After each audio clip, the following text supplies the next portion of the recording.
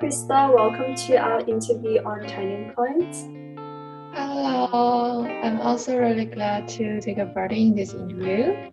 Glad to have you here. So, starting with our first question. During the making of the Turning Point exercise, one of the important aspects that we discovered while conducting the interview was to ask and construct questions based on the content that the interviewee has discussed in their answer. In this way, I can extend on what the interviewee is saying and also draw out more interesting information in their later responses. This also avoids abrupt questionings and maintains the flow and continuity of the interview.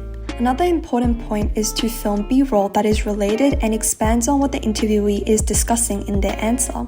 This provides a visual guide for the viewers and also allows the portrait interview to be more engaging.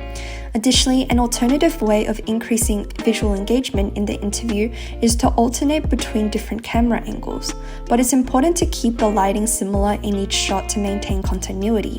We experimented with cutting between different angles, however the differing backgrounds and lighting made the shots look a bit disconnected, so visual continuity is a vital component that I need to focus on.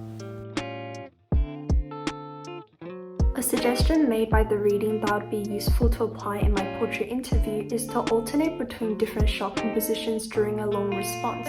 This enhances visual engagement and answers the spectator's need for variation. As contended by the author, he zooms out into a wide shot when introducing the question and then zooms into a medium close-up during the response. An important point to note though is for the subject's eyes to remain in the same position during compositional changes in order to maintain visual continuity and balance. This particularly stood out to me because usually in documentaries I notice the filmmaker changing different camera angles and rarely notice the compositional changes. So definitely this is an interesting technique to experiment with in my portrait interview. Another important idea from the reading that would be useful to consider during the production of the portrait interview would be to allow for silences.